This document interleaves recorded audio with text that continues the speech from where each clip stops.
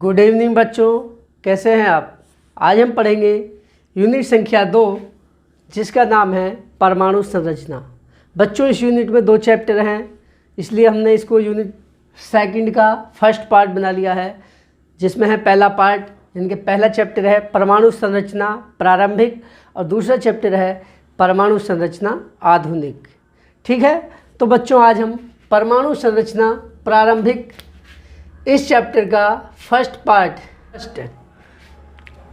परमाणु संरचना प्रारंभिक इस चैप्टर का पार्ट फर्स्ट पढ़ेंगे, जिसमें आज हम इलेक्ट्रॉन, प्रोटॉन, न्यूट्रॉन इनके प्रतीक, द्रव्यमान, आवेश और खोजकर्ताओं के नाम पढ़ेंगे।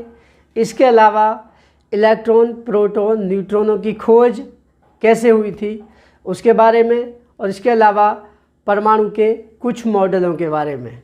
तो शुरू करने से पहले बच्चों, यदि अभी तक चैनल को सब्सक्राइब नहीं किया है तो सब्सक्राइब करें और बेल आइकन दबा लें, ताकि आपको लेटेस्ट वीडियो की नोटिफिकेशन तुरंत ही मिल जाए जैसे ही हम वीडियो अपलोड करते हैं। तो चलिए शुरू करें। बच्चों सबसे पहले इस तरह के आप टेबल बनाएंगे। टोटल 5 खाने बनाने हैं आपको। पहले मूलकण कौन से हैं? Electron, proton, neutron. किसी भी परमाणु में 3 एलिमेंट्री पार्टिकल्स होते हैं, इलेक्ट्रॉन, प्रोटॉन और न्यूट्रॉन। तो मूलकण पहले कॉलम में, दूसरे में प्रतीक उसका सिंबल क्या है, तीसरे में द्रव्यमान कितना है उसका, चौथे में उसका आवेश कितना है, और 5वें कॉलम में लिखेंगे खोजकर्ता, उसकी खोज किसने की थी। पहला मूलकण है इलेक्ट्रॉन। इलेक्ट्रॉन को दर्शाते हैं स्मॉल ई से या ई माइनस से, या कहीं कहीं पर -1 बीटा 0, क्योंकि जो बीटा कण होते हैं वो भी तीव्रगामी इलेक्ट्रॉन होते हैं जो नाभिक से निकलते हैं। ठीक है, नॉर्मली हम दर्शाएंगे इलेक्ट्रॉन को ई से यहाँ पर इस चैप्टर में, बाकी आगे वैलेंसी वगैरह में दर्शाते हैं हम -E से। ठीक है, तो मुख्य पर E-, ठीक है, या -1 बीटा 0 भी होता है इसका सिंबल। द्रव्यमान होता है बच्चों इलेक्ट्रॉन का 9.1 × 10⁻31 किलोग्राम, और इस पर आवेश होता है बच्चों 1.6 × 10⁻19 कूलाम। 1.6 × 10⁻19 कूलाम ऋणावेश होता है बच्चों इस पर। इलेक्ट्रॉन पर होता है -4 ऋणावेश 1.6 × 10⁻19 कूलाम। इसकी खोज की थी जे थॉमसन। कुछ लोग इसको जे थॉमसन भी कह देते हैं इंग्लिश में, क्योंकि वो थॉमसन शब्द है तो उसका नाम थॉमसन ही कहा जाएगा, क्योंकि इसमें H साइलेंट है हिंदी में, तो इंग्लिश में थॉमसन होगा। देखिए जे थॉमसन। दूसरा मूलकण है बच्चों प्रोटॉन। प्रोटॉन को दर्शाते हैं P से या 1p1, यानी कि परमाणु क्रमांक प्रोटॉन का 1 और परमाणु भार भी 1, या H+। नॉर्मली हम इसको दर्शाएंगे बच्चों खाली P से, लेकिन अम्ल के केस में जब अम्ल को दर्शाते हैं तो वहाँ पर प्रोटॉन को H+ से भी दर्शाते हैं, क्योंकि हाइड्रोजन का नाभिक H+ का मतलब एक इलेक्ट्रॉन त्यागने पर जो नाभिक बचता है वो प्रोटॉन ही होता है। नॉर्मली इसका प्रतीक P होगा, या 1p1 भी दर्शाते हैं, H+ भी कॉमन है इसका P। इसका द्रव्यमान होता है बच्चों 1.6725 × 10⁻27 किलोग्राम। इस पर आवेश होता है बच्चों 1.6 × 10⁻19 कूलाम। इस पर होता है प्रोटॉन पर धनावेश। इलेक्ट्रॉन और प्रोटॉन दोनों के ही आवेश समान होते हैं, केवल चिन्ह का अंतर होता है। इलेक्ट्रॉन पर जहाँ ऋणावेश होता है, प्रोटॉन पर उतना ही 1.6 × 10⁻19 कूलाम धनावेश होता है। प्रोटॉन की खोज की थी बच्चों रदरफोर्ड ने। किसने? रदरफोर्ड ने। तीसरा मूलकण है न्यूट्रॉन। न्यूट्रॉन को दर्शाते हैं बच्चों खाली N से या 0N1 से। कॉमन जो इसका सिंबल है, इसको प्रतीक जो है जिससे दर्शाएंगे वो है N, लेकिन नाभिकीय अभिक्रियाओं में न्यूक्लियर रिएक्शंस में 0N1 से दर्शाते हैं। इसका द्रव्यमान होता है बच्चों 1.6746 × 10⁻27 किलोग्राम। इस पर कोई आवेश नहीं होता है बच्चों, आवेश होता है 0, यानी कि आवेश रहित है, उदासीन कण है। न्यूट्रॉन पर कोई आवेश नहीं होता है। इसकी खोज की थी चैडविक ने। तो आप लोग ये टेबल बना लेंगे, चाहे तो वीडियो को पॉज करके आप इसको अच्छे से देख कर नोट्स बना लेंगे इस टेबल के, बहुत इंपॉर्टेंट है, आगे तक आपके काम आएगी। इसके बाद पढ़ते हैं बच्चों अब इलेक्ट्रॉन, प्रोटॉन और न्यूट्रॉन की खोज कैसे हुई थी। इलेक्ट्रॉन की खोज इलेक्ट्रॉन की खोज बच्चों इस तरह से हुई थी। कुछ वैज्ञानिक कांच की विसर्जन नलिका में पारे की वाष्प, मरकरी की वाष्प भरकर उसमें अत्यंत कम दाब पर, निम्न दाब पर विद्युत विसर्जन किया। विद्युत विसर्जन का मतलब दो तारों को मिलाने पर जो स्पार्किंग होती है, इस तरह से विद्युत विसर्जन किया। तो उन्होंने देखा कि कैथोड से कुछ अदृश्य किरणें निकलती हैं जो एनोड की ओर चलती हैं, यानी कि धनावेश की ओर चलती हैं और प्रदीप्तिशील पर्दे पर चमक उत्पन्न करती हैं। तो उनको विसर्जन करने पर कैथोड से निकलने वाली अदृश्य किरणों को, जो कैथोड से निकलकर एनोड की ओर चलती थी, उनको कहा गया कैथोड किरणें।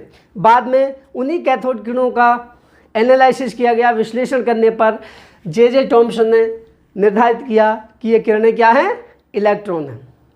कैथोड किरणें किसकी बनी होती है, इलेक्ट्रॉनों की पुंज की, बहुत सारे इलेक्ट्रॉनों की। नेक्स्ट आता है बच्चों प्रोटॉन। प्रोटॉन की खोज की गई धन किरणों से। गोल्डस्टीन नाम का एक वैज्ञानिक था। उसने क्या, विसर्जन नली में विद्युत विसर्जन करने से पहले उसने कैथोड को छिद्रयुक्त लिया। जब उस छिद्रित कैथोड और एनोड के बीच विद्युत विसर्जन किया गया, विद्युत विसर्जन नलिका के अंदर, कांच की एक नली होती है बच्चों, उसके अंदर विद्युत विसर्जन किया गया, तो उसने देखा कि कैथोड के पीछे प्रदीप्तिशील पर्दे पर कुछ किरणें चमक उत्पन्न करती हैं। कैथोड किरणें चलती थी कैथोड से एनोड, एनोड होता है धनावेशित कण। कैथोड किरणें इलेक्ट्रॉन की बनी हुई तो आवेशित एनोड की ओर चलती थी। लेकिन गोल्डस्टीन ने कहा कि एनोड से भी, यानी कि धनावेशित पार्ट से भी कुछ अदृश्य किरणें निकलती हैं जो कैथोड, छिद्रयुक्त कैथोड में से पार निकल जाती हैं आगे को। उन किरणों को नाम दिया गया, गोल्डस्टीन ने उन किरणों को नाम दिया कैनाल किरणें। कैनाल मतलब गुफा, एक तरह से छिद्रों में से होकर निकल जा रही है, इसलिए उनको नाम दिया गया कैनाल किरणें। उन्हीं कैनाल किरणों को आगे वैज्ञानिकों ने अध्ययन करा तो उन्हें नाम दिया उन्होंने धन किरणें, पॉजिटिव रेज। ये धनावेशित किरणें हैं जो कैथोड की ओर, ऋणावेशित कैथोड की ओर चलती हैं। इन्हीं धन किरणों से रदरफोर्ड ने उन धन किरणों का विश्लेषण करके ज्ञात किया कि ये किरणें धनावेशित कणों से मिलकर बनी होती हैं जिन पर इकाई धनावेश होता है, और ये कण क्या है, धनावेशित कण हैं प्रोटॉन। धन किरणों से रदरफोर्ड ने खोज कर दी थी किसकी, प्रोटॉन की। से न्यूट्रॉन की खोज की थी, आवेश रहित, चैडविक ने उनको नाम दिया न्यूट्रॉन। ठीक है, बढ़ते हैं परमाणु मॉडल। विभिन्न वैज्ञानिकों ने परमाणु संरचना के संबंध में अपने अलग अलग विचार प्रस्तुत किए और उन्होंने अपने विचारों को एक मॉडल के रूप में प्रस्तुत किया जिन्हें परमाणु मॉडल कहते हैं। पहला परमाणु मॉडल प्रस्तुत किया टॉमसन ने। टॉमसन वही वैज्ञानिक हैं जिन्होंने इलेक्ट्रॉन की खोज की थी। ठीक है, तो इसको लिखना नहीं, केवल ऐसे ही समझ लेना, जो हाईलाइटेड पॉइंट है उन्हें नोट कर लेना, मैं बता दूंगा। ठीक है, केवल समझने के लिए है, आपको पता होना चाहिए। पहला है टॉमसन का परमाणु मॉडल। टॉमसन ने अपने अध्ययनों के आधार पर कि परमाणु गोलाकार होता है जिसके अंदर पूरे परमाणु में धनावेश वितरित होता है तथा उसके अंदर ऋणावेशित इलेक्ट्रॉन उसी प्रकार फंसे होते हैं जिस प्रकार तरबूज के अंदर उसके बीज। इसीलिए रदरफोर्ड के मॉडल को तरबूज मॉडल भी कहते हैं, वाटरमेलन मॉडल। इन्होंने क्या कहा, इस तरह से पूरे परमाणु में क्या होगा, धनावेश होगा बच्चों। इस तरह से देखिए,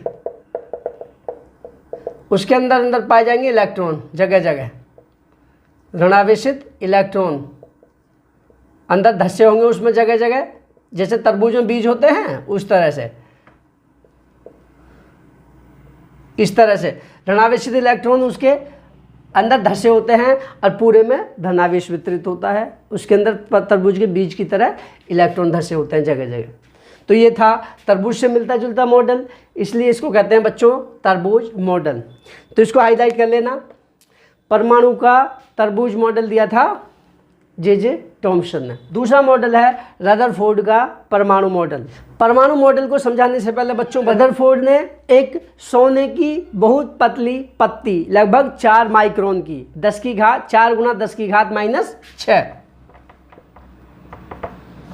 मीटर 4 × 10⁻⁻⁶ यानी कि 1 मीटर का माइक्रोनवां भाग, 4 माइक्रोन की मीटर की बहुत पतली सोने की पत्ती ली और ये माना कि इस पत्ती में परमाणुओं की एक एक परत है।